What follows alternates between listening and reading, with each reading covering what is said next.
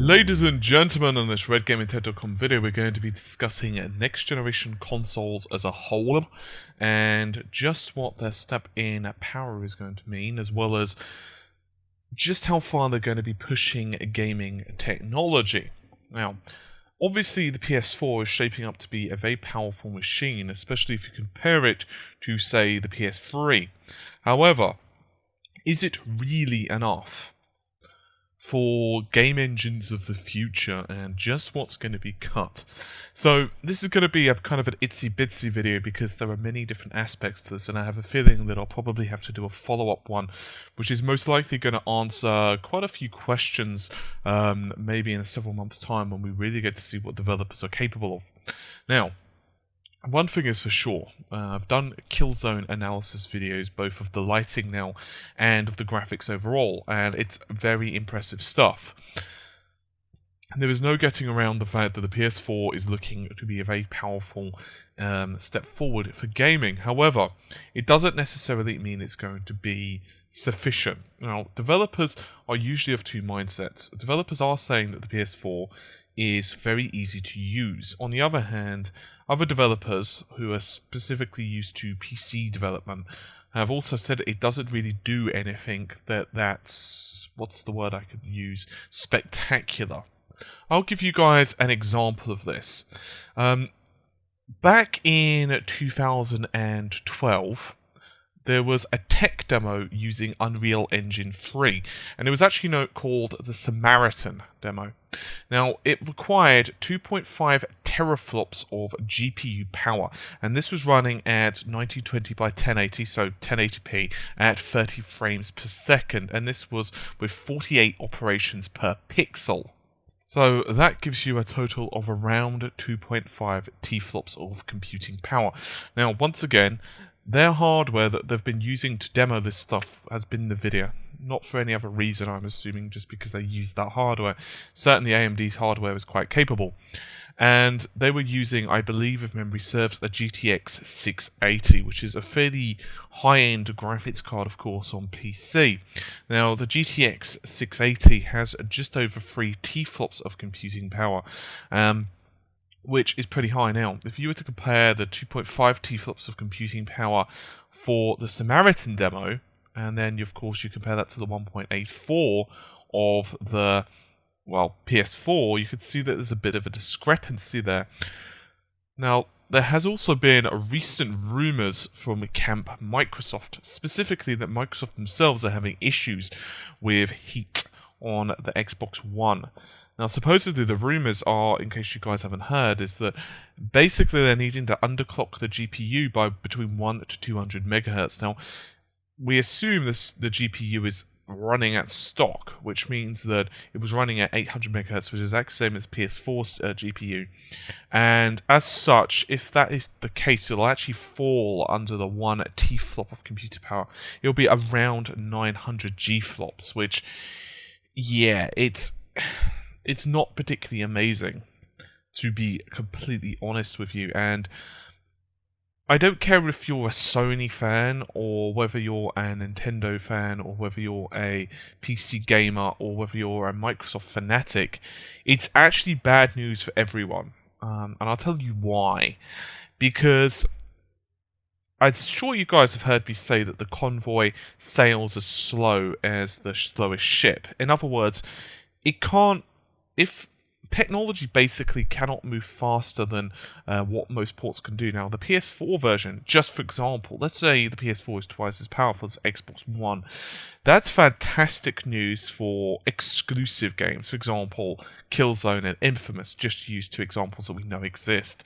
However, for multi-platform releases, so that would be, of course, the Call of Duties and so forth, it's actually bad because what generally happens is, of course, they need to make certain sacrifices for the Xbox. And so what happens is typically all the PC gamers get, and I use PC gamers because that's basically the situation we're in now, where the two consoles are roughly, I'm talking about PS3 and Xbox 360, are roughly about the same in terms of the computing power. PS3 is a bit harder to program for, but if you can get around the limitations of the GPU and you can use the SPUs, on the cell processor. It's actually very powerful, as it turns out. It just has bandwidth limitation problems.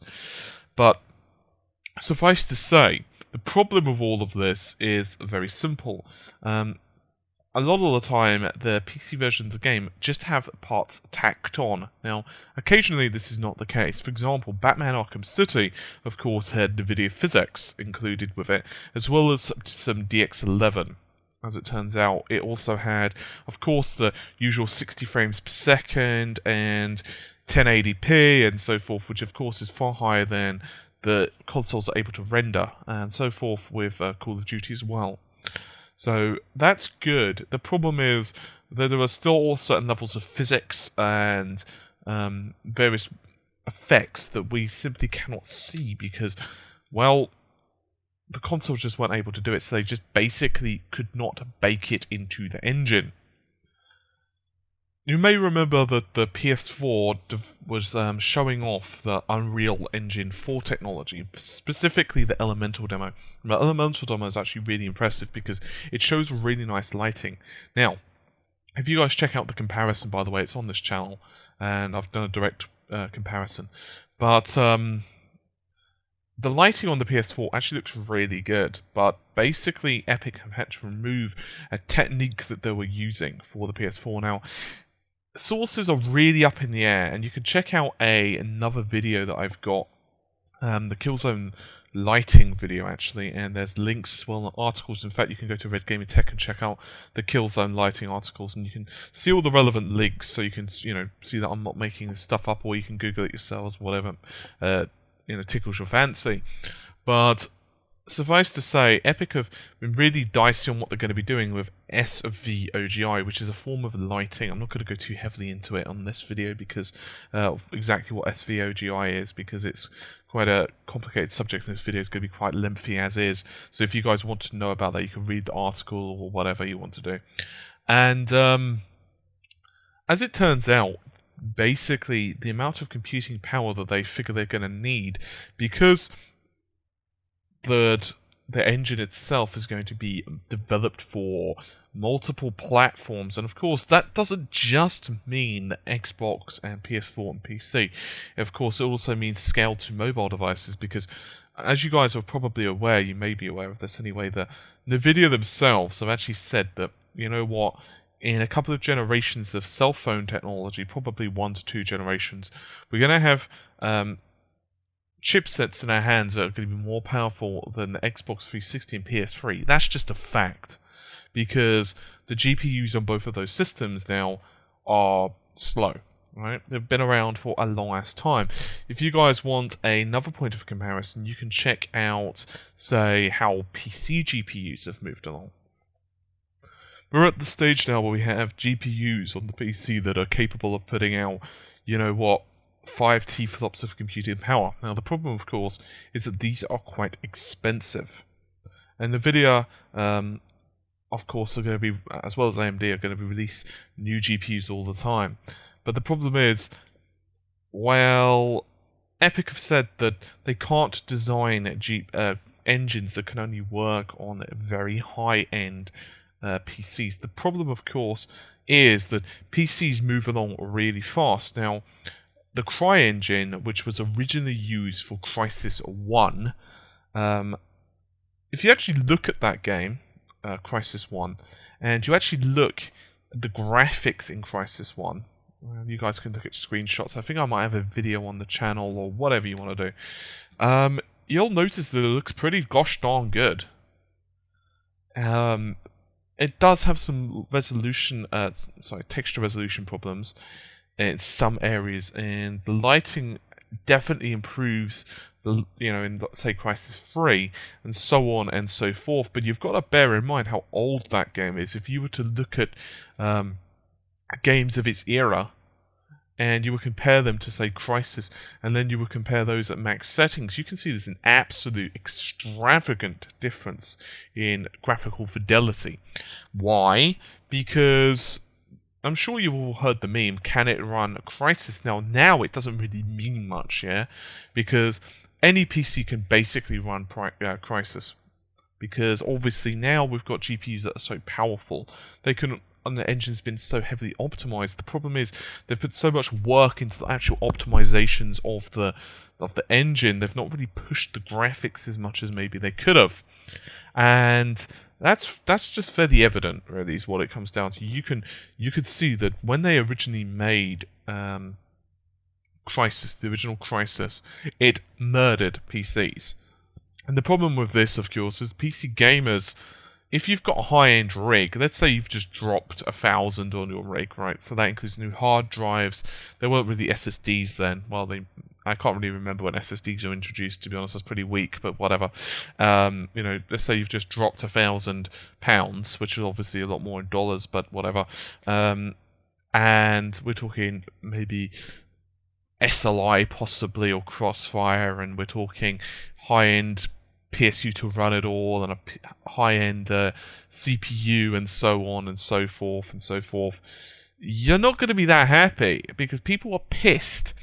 They were accusing Crytek of, this game's badly optimized, this game is not optimized well, this game is silly, and Crytek actually lost quite a few sales in terms of the game because people pirating it, because they felt that they either should be able to run it at max, or they weren't sure to begin with if their PC could run the damn thing at decent settings. And as it turns out, Crysis 1, once you start to lower the graphical settings a smidge, it doesn't look that good. It's one of those games where it really requires all the bells and whistles to look its best, and I know that's the same for all games. With Crysis, it really hits home because it's such a beautiful game to begin with, so when you turn off a couple of those graphic settings, it really hurts the eyes because it looks so amazing. It's like, imagine you take this really, really, really awesome photo of, I don't know, of a waterfall in a jungle or something, and then you decide to just draw a couple of black lines over it. It looks a bit crappier, right? There you go. But on the other hand, if it was a photo of, I don't know, some nondescript urban environment with, like, I don't know, dustbins everywhere, or trash cans, if you'd say in the US and so forth, everywhere, and you draw a couple of black lines on it, who gives a crap? So I think that's the thing. People just really wanted this game to look awesome, and the hardware at the time just wasn't capable. And so developers since have been a little bit more cautious, really, with how they've gone. Now, regarding the consoles, Epic haven't really made that many statements about just how happy they are with the PS4. The PS4 definitely has some advantages. Specifically, it's very easy to program for, and that can mean that you are able to pretty much get the most out of the system very easily. Now, with the PS3, we know that the PS3 was an absolute bastard to get everything out of. You really had to use the SPUs, and SPUs could have been used for everything, to move data, to memory defragmentation, to physics, to even GPU components, GPU processing such as anti-aliasing and so forth. But the Xbox 360 in that respect was a hell of a lot easier because one, it had the embedded RAM, 10 megabytes of memory serves, and two, it also had a rather better GPU, and the CPU itself was a bit easier to get to grips with as well. Rather obviously, it's not like PCs are this perfect gaming system, right?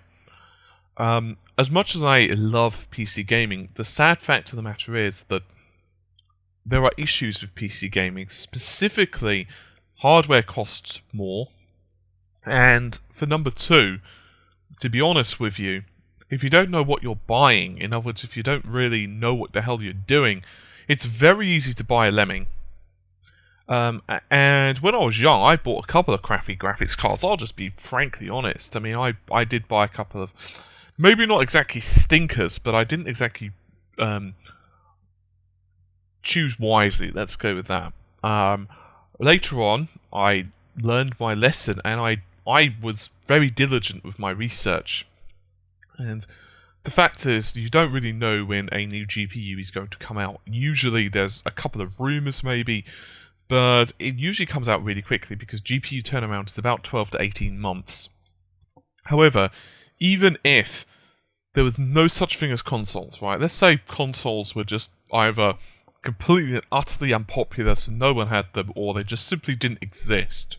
Let's just say the world decided, you know what, let's make consoles illegal because, you know what, we just don't like them. Let's just assume that, right? And all there were to play on were PCs. Now, there'll be a couple of issues with that. The biggest one would be that not everyone has the money to buy a GTX 680 or buy a Titan. But the thing is, the mid-range cards, the low to mid-range cards now are becoming really powerful. The GTX 650 Boost, for example, however, retails between 100 to 120-ish, depending on the model and just how much you're willing to shop around. And that has about 1.5 T-flops of computing power. Now, you can overclock that, or you can go slightly up the GPU ladder. You can go to about 1.8 to 2 T-flops plus. So in other words, in that respect, it's not that expensive to buy a GPU with the same level of performance. The problem is, it's not a guarantee. So in other words, you can't guarantee that everyone has that. For example, someone could have bought a mid-range GPU or that type of GPU, say, a couple of years ago and still be using it. There is, however, no getting away from the fact that these new consoles are x86/64-bit. It is very good news for PC gamers because in that respect, it's going to be a hell of a lot easier for developers. In other words, less costly, and that's the real key here, yeah? Because it's all about cost and time. See, PC gamers are a bit fickle in that respect. We want the best version of the game possible. Let's face it. Let's say the game rendered internally at 720p, and let's say that the graphics, in terms of, say, textures and so forth, were barely better than a console, we'd be pissed. Even if we were paying, the same amount, or cheaper, shall I say. Let's say we were paying, I don't know, the average PC game here is $29.99, that would be pounds, of course. And the average console game is between 35 to 42, depending on where you buy it, and how big of a release it is, and so forth and so forth. So let's take 40. So that's about £10 discrepancy. Even if we were paying that £10 less, we'd still want the better looking version because, well, we've got the hardware for it, damn it. And so, obviously, it really comes down to them developing a version that's as quick as possible to put out with a minimal amount of effort. And therefore, the fact that the consoles are going to be sharing x86/64 code with PCs, and indeed, as a slight aside, it appears that rumours have it certain games in a couple of years' time will actually require 64-bit OSs. So in other words, it will not be optional. Why?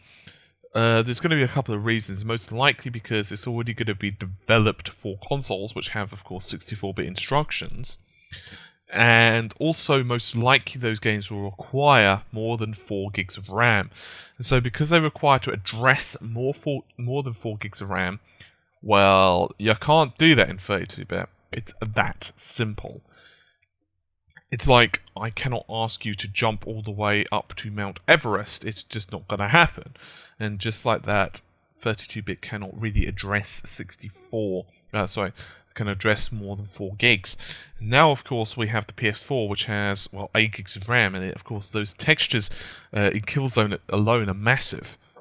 So I guess the question is, are consoles going to hold back PC gaming and gaming in general, right? Because that's the thing.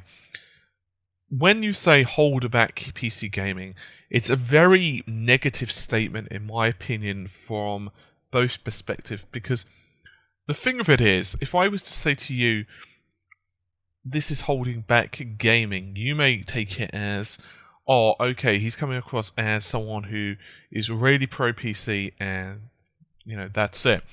In reality, it's not, because I want to buy a PlayStation 4. It is that simple. I really want to get Infamous, and I really want to get Killzone. Those 2 titles alone basically have solidified the fact that I want to buy the system, and that's not even counting the other titles. But the thing of it is, I want to see large changes in gaming now. And higher quality textures are nice, better, I don't know, weather effects. That's groovy. Don't get me wrong. That's awesome. Seeing nice lighting, that's cool as well. But I think we're at the stage now where we need more. We need bigger worlds. We need better physics and so on. Now, it's worth taking a slight aside to talk about this cloud computing thing from Microsoft. Now, I've done a video on this already, so I don't want to kind of belabor the point because I've gone over it quite extensively, but there's problems with it. Now, for weather effects and so on, or things that you do not directly interact with, and that's really the key, it's absolutely fine. I have no issue with it. But obviously, cloud computing itself has problems. Predominantly latency. Now, even Steam itself does actually do cloud computing, but it relegates this to save storage. So, in short, your save files are saved onto the Steam cloud. Of course, not all games do support the Steam cloud. You can check those out yourself. I'm not going to bother to show those off, but it'll basically show what the features are. And okay, it does support Steam cloud. Okay, it doesn't support Steam cloud, and so forth. But the reality of the matter is that can only do certain things. And so, if the Xbox is only 900 G-flops, and obviously it's possible it won't be. Right? It could be in a couple of weeks' time. We've found out that in reality it's not. I was actually hoping that Microsoft would be able to overclock the GPU and CPU, not need to underclock it, and it's really bad for business for everyone, even if you have absolutely no intention to buy an Xbox One, because reality of the matter is, it's just, well, it just doesn't help anyone. A more powerful gaming system, it just helps the environment, the gaming and development for everyone. It just makes things easier. It means that they don't have to cater to something that's, 50% as powerful. And I'm not jesting on the 50%, because obviously 900 G-flops compared to 1.84 T-flops of the PS4, well, yeah, that's basically 50%. I'm not going to quibble over a tiny little bit here and there, but basically 50%. And that's quite substantial, is really what it comes down to. And obviously, if you compare that to PCs, it becomes even more of a thing. Now, the thing about PCs, of course, is that you can never get full performance out of a GPU. For example, a 2.5 T-flop graphics card of a PC could end up performing roughly the same as a PS4. Why? Because of optimization, right? That game, despite the fact that this is optimized for AMD, maybe, or NVIDIA, the way it's meant to be played, it actually isn't really tailored towards that specific graphics card and your specific PC, your specific setup, and your specific driver version. Now, obviously, speaking about driver versions, one of the best ways to get free performance out of your system is periodically, say 1 to 2 months, check to see if there's a better driver out. Sometimes you'll get like 15 to 30% increase, and I am serious on that, just by simply changing a graphics card driver. And that's not simply because, that driver is making your GPU faster or anything. No, of course not. It's not doing that at all.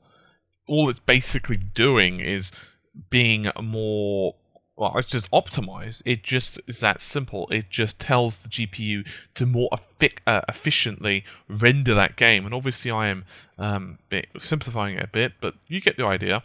And because of that, the PS4's GPU and the Xbox One's GPU are obviously going to be very optimized. In other words, the game code for that specific game is going to be very optimized. And that's sometimes why a certain title may run better on, say, the Xbox or run better on a PS3 if it's been developed in a multi-platform environment, especially if the developers themselves have more experience developing for one particular platform. I'll give you an example of this, even close to home for PC owners. Dark Souls, right? Dark Souls Prepare to Die edition. I don't know if you guys remember, but on launch it was horrible. I'll just be honest, the game was absolutely fantastic, despite the fact that I am awful at the damn thing. But yeah, the actual resolution and so forth was bad. It didn't matter what options you set on the PC, it just was bad. And the reason for that is the developers themselves just didn't have any experience, and there were a series of community patches that were released, and now I think they're even tied in with some official patches. I haven't actually played Dark Souls in a long time, but yeah, and they've actually fixed some of the issues, but this is what I'm saying, it's all about experience. However, the fact of the matter is, if you're starting out the gate with, 40% less power or whatever, it's not really good for business. So, I'm really hoping that the Xbox One rumors are not the case. Now, other people may say, well, why do console developers choose the parts they have? And I've actually put out a video on that as well. But to summarize it, it's really to do with heat, power, and cost. You can't design for the future.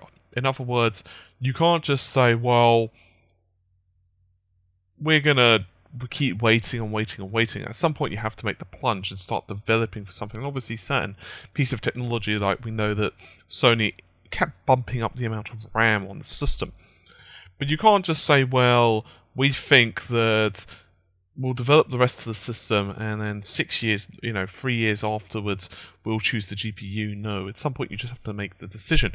Now, of course, what they can do, they can wait until a certain point and say, okay, we feel technology's evolved enough to where we can actually put out another system, and it will be a significant jump forward and a decent evolution. If we start talking about CPU performance, of course, things start to get really, really messy. Because, well, the CPU of a PS4, of course, is using the AMD Jaguar. Speaking of which, I will be doing a much better comparison video on that the next day or two as well. I've been a bit behind on tech stuff because I've been somewhat taken up doing a few other bits and pieces to do with the channel. But service will resume as normal. Now, obviously, one can only predict just what's going to happen in the gaming industry, because that's the thing. You can analyze it, you can analyze it, you can analyze it. I'm actually really looking forward to just seeing how far the developers can push the PS4. Now, obviously, we've seen the PS3 be hammered to the ground right now with The Last of Us and a few other titles. Basically, developers have pretty much gotten everything they can out of the system. At this point, The Last of Us, I'm not sure what resolution it's running internally. I would be interested to see if it is actually 720p, but regardless, watching a few videos, reviews, and it's really annoying, isn't it, how the game has actually been reviewed like 10 or 12 days, I'm not exactly sure, before it's actually bloody well available in the shops. I hate that. A couple of days, sure, fine, it gives me a decision whether I want to buy it, but otherwise it's just kind of taking the piss a little bit.